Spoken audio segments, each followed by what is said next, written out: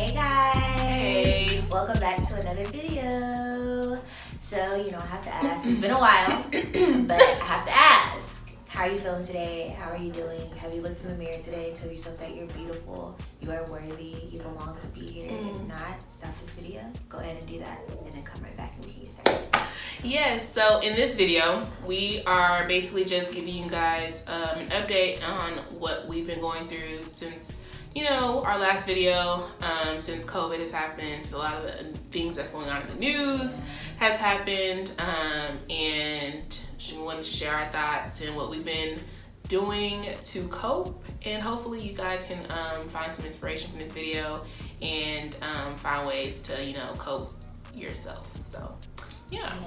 We're not gonna rehash everything that's happened over the past month or whatever in years, honestly. If we're being real, 400 years. But that's a whole nother video. Yeah. But as we've kind of posted some things on our page about we've done a lot of protests. We've shared a lot of links, and we actually have a link in our bio on Instagram as well, with a lot of different organizations and ways you can donate. But we have been pretty active and pretty vocal lately with this whole Black Lives Matter movement and just police brutality and all that stuff, which is draining. It's so really draining. Yeah. And I have mixed feelings about the whole thing, just because I'm happy that Black Lives Matter is getting the attention that it needs, and it's becoming a movement of not only Black people but of all shades and colors and races of people. But again, it's I just feel some type of way because it's you didn't know racism existed before this. I'm sorry, we've been suffering, we've been suffering, and I've had a lot of sweet classmates come to me asking me what they can do and ways they can educate themselves, which I'm glad they asked me that and not ask me to educate them, because there's Google. Right. But I don't know, but that's draining too, to have to constantly give your opinion on something that you've been dealing with for your entire life. Yeah. I don't know. It's just been hard, and then being back in the hospital as well, because we were in the hospital a week after George Floyd and all of the other things that had happened. And so being in a predominantly white space after that, dealing with all that, having people not ask you how you're feeling and how you're doing, or not seeming to care about how you're feeling and how you're doing, it takes a toll on you.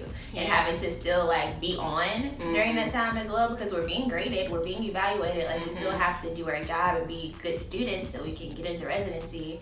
Right. We have all this other stuff on top of us, so it was hard. That first week was rough for me. I know the second week was rough for you.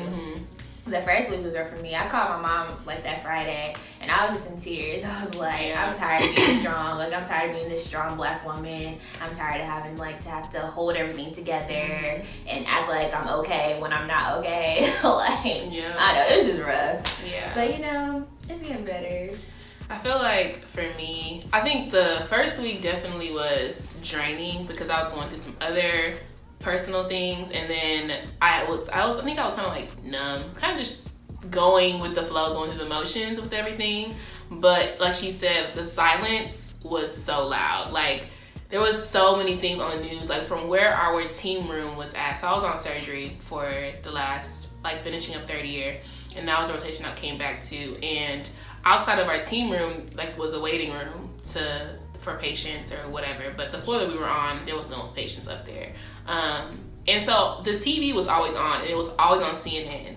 And the protests that were going on, the looting that they wanted to show was going on, and the coverage of everything going on with the killing of George Floyd was very prevalent, and it was always playing, but nobody ever said anything to me, right? And so for me, it was okay, I don't really need you to address it, because at the end of the day, I know that I have my support system, and I have my friends who I really do call and who understand what we're going through. Exactly. But at the same time, it's how can you not feel uncomfortable? But you want them to say something. Yeah. Because honestly, and I hate to say this, but if it was anybody else, like you would say something. You'd be like, "Are you okay? Are you feeling okay? Yeah. I know this is a lot. Like, what can I do?" And there's people who have done that, Right. and thank you for that. But there's the majority of people don't, and it's like, are you nervous to say something? Because I know like you have a good heart. Like we talk about everything else, and you're like so nice and doing all this other stuff. But like, are you afraid to say something? Like, is it too touchy of a subject? Like, I don't know. It's just weird. I feel like for me personally, I don't feel like anyone actually came to me during that time and addressed anything. Like people probably talk to us on our DMs on social media, but like no other person, non-black person, actually talked to me about how I was doing. That's very true. I think it's very easy for people to DM you and be like, "Oh, I hope you guys are doing okay," whatever. But like, I had my non-black classmates texting me about ways they can help, but never really checked in to see how my mental health was doing and if I have the capacity to hold whatever guilt that they had or whatever they like, social justice movement they wanted to be a part of. Like that's not my cross to carry. Like I really feel like the problem that we experience is that people want to use us as like the voice in the sense of like, oh well, if she spoke out this one time, maybe I should reach out to her and ask her how she thinks black people will feel about this and this. It's like, I'm not the spokesperson for all black people. So that was the most frustrating part for me. And then the second week was exceptionally hard because I didn't really deal with a lot of microaggressions at work that I noticed. I'm very big at ignoring things, whether I'm just clearly oblivious to it or I don't have the capacity to even recognize what's going on around me sometimes. But this particular time, I had a patient who basically like used my name as a slur and kind of like joked about it or whatever, and that really bothered me because obviously with everything going on, it's just like, it was just like, why? Just push everything else over edge. Like this is not what we need. And so he was a really nice patient, right? He was very pleasant in front of everybody else, and he was really pleasant with me outside of that one experience. And I was like, what purpose do I want to happen if I share this with my team? Like, what do I want the outcome to look like? Because most likely nothing's probably gonna happen. And he's an older gentleman, so he's like he's lived his life. You're not gonna sit there and tell me, oh, I can educate him. Educate him on what? He doesn't want to be educated. Like, so there's certain things where it's like people don't know what you are experiencing as a black medical student, as a black physician, as a black pre-medical student. There are so many things, just little things that like you can think about all the little things that like, especially us, like I can speak about us because like we ignore things. We be like, oh, it's okay, but it's not okay. Like the amount of things we ignore is not okay. The amount of things we have to go through is not okay. We just like brush it off our shoulder and keep going because that's what we learned to do. That's what we have to do.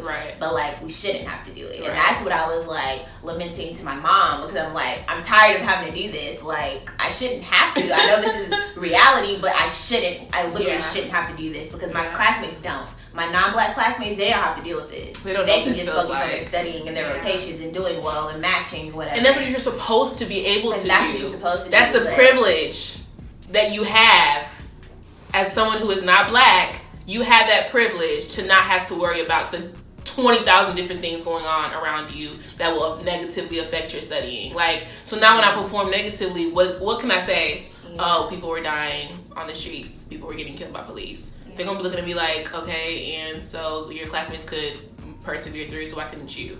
You know what I mean? So it's like, and it's easy to be like, oh, well, you weren't related to him, so why are you offended or why are you so, moved by this? And it's like, this is a human life. Yeah. So many people get moved when it's animals.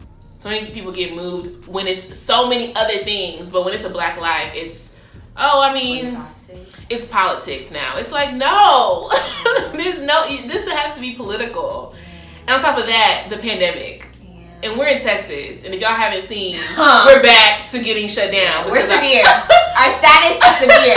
Stay home. The ICUs are at capacity, and it's just like... Yeah. And that's the other thing, because in being in medical school, being future physicians, we came into this field because we love people and we want to take care of people. And so when we're seeing people being treated unfairly, especially people who look like us, not only in the streets with police officers and police brutality, but in the hospitals as well, like, just like, dang, I can't, I literally can't take this anymore. Like, I want to save people. I'm trying to save people, and you're just taking away these innocent lives. So, and the thing is, for us, like what she said earlier, it's very bittersweet that people are like, you know, becoming more aware of what's going on. But we've been dealing with this for so long, and we've been talking about it for so long. But y'all just wanted to, you know. It's like, so when I was saying these things, when I was posting these things, were you not looking? Did it not matter to you? Like, and that's what's, and then because I had a conversation with one of my with a non-black friend about this, and I'm like,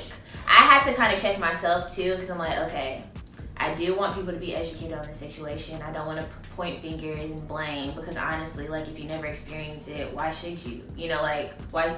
Honestly, like, if I didn't have to experience this, would I honestly, like, seek it out? You know, like, I have to be real with myself as well. And, like, people's experiences are different. The way they grow up is completely different. I was talking to, like, one of my non-black friends, and she was like, yeah, I told her something, and she was like, dang, like, I'm just starting to realize that, like, the way I grew up was completely different from the way you grew up. She's like, I never had to deal with anything like that. And that was an eye-opener for her. Yeah. And then for me, it was an eye-opener, too. So, like, I thought everybody knew this. Yeah. Like, I was born knowing this. Like, my parents always taught me this. And it's like, but you didn't. And you're 25. Like, or 24, I don't know.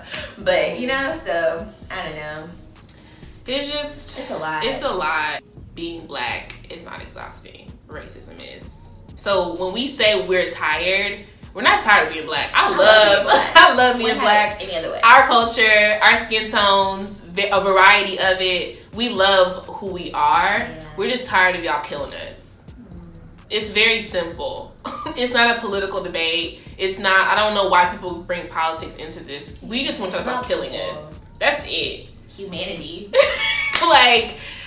But yeah, so for us, like, as black women, it's if it's not you being black, it's you being a woman. If it's not you being a woman, it's, don't add gay on top of it. Don't add being queer on top of it. Like, it's just, there's so many layers to this fight, and it's like, it's draining. Like, it is so draining. Like, just tired. Because those first 2 weeks, I was like, I'm tired. I've never been literally just tired. So emotionally laid out. Like, I have been tired. Up and down. I cried yesterday. Like, it was just a lot. I did have 2 non-black friends ask me if I was okay. And so that was good, but it's like, that wasn't in person. It was like via text or DM. But like she said, I never had anybody like literally come up to me and ask me if I was okay. So hopefully you guys are doing much better than we are. Yeah. I know it's hard. Some people are studying right now for like dedicated and for their board exams. Board exams have gotten pushed back several times. Yes. Ours got pushed back. Yeah. It's just a lot. It's a lot right now, especially for students at any level. Residents even, because stuff with their fellowship and their rotations has got, like, anybody in education, like, learning, bettering themselves, graduate education, like, it's a lot. Yeah. It's a lot going on. Our people are dying from this disease. They're dying at the hands of police. They're dying for a lot of different reasons. Yeah. So please wear a mask when you go outside. Yes, please. Because in Texas, people act like they don't have any sense. Like, people are out all willy-nilly. No mask, not social distancing, not washing their hands. Just happy to be out. Like, COVID has just disappeared. COVID is not existing anymore. Happy to be gallivanting up and down the streets. Like, and now look at us. Governor Abbott has shut down stuff, and he needs to shut down more. He needs to shut down everything. But cancel it people all. Don't know how to act. Cancel it all. Cross-contamination is real. You do not have to wear a glove like when you go to the grocery store. Because if you don't know how to wear them properly, if you're touching things with your gloves and then touching your phone and touching your face, contamination. It's the same thing. It's the same way. Trust us. We are soon-to-be medical professionals. Okay, we have been in this field for like 4 years now. And it goes for the mask as well. If I can see your nose with the mask on, you're not wearing it properly. Don't be using your mask should not be down. It should not be a chin strap, okay? It should not be. You need to cover everything. This is how we cope. We like. Yeah. But yes, please wear your mask, wash your hands, and like just stay away. If you have any symptoms, isolate yourself. Yeah. Don't go around anybody. Don't go around any immunocompromised people, any older people. Like, y'all, it's just, common sense. Be mindful. You never know what people got going on. Hopefully you guys found some, you know, encouragement, some solace in the fact that we are going through it too. Same thing. The exact same things. We are not immune to the mess of this world. Yeah, and we didn't want to rehash everything because we know how triggering that can be as well. Because I haven't watched a lot of videos that are rehashing this again. So I'm like, I can't take it. My spirit can't take it. Like, I'm tired of hearing things and talking about the same situation. So we weren't really specific on like who and how and what, because you know, like we don't have to. You know. But yeah, different ways to cope. If you don't already have coping skills, then find what the best ways that you relax, that you can just, you know, take yourself out of what's going on right now. Healthy ways, please. Yeah. Whether that's reading, listening to podcasts, listening to music, doing yoga, spending time with your family and friends, praying, reading your Bible, like whatever ways that you can cope and relax to take your mind off of things, please do that during this time because it's so important. Remember that, like, you're doing the best that you can. And, you know, it's not the end of the world that you gained a few pounds. It's not the end of the world that you didn't meet this goal. Like, just because you had 3 months or whatever to really just be at home doesn't necessarily mean that you were in a positive space either. That's true. So, give yourself grace. Twitter will convince you that you need to be productive 24 hours a day, 7 days a week. And it's not realistic. Yeah. So, just like she said, have some healthy coping mechanisms. And log off of social media if you have to, because that's a lot. Yeah. That is a lot. And that's kind of the reason why we weren't posting a lot, because it was too much. It was too, like, every day I see a new hashtag. And it's like, I'm tired. I'm tired. Yeah. And we have our board exams coming up too, so we probably not going to be as active on social media for the next month or two. Yeah. But yeah. So hopefully, like I said, you guys find some encouragement, some solace, and we will provide the link to ways that you can support different businesses, different organizations that are for the cause, for the movement, in our description box below. We also have it on our Instagram and our Twitter. Follow us on Facebook. Follow us on our social media platforms. Instagram. YouTube, subscribe. Yeah. What are you doing? Support Black businesses. Yes. In your area. You know. Restaurants, clothes, everything. Everything black. Everything black. I'm so proud of myself. All of my skincare is almost black on. Really? So, yeah. Well, you know, just make little changes. You don't have to like change everything. Sometimes it's kind of expensive. But you know, you gotta do what you can where you can. So stay blessed and keep safe. Wear your mask, and we will see you in our next video. Bye.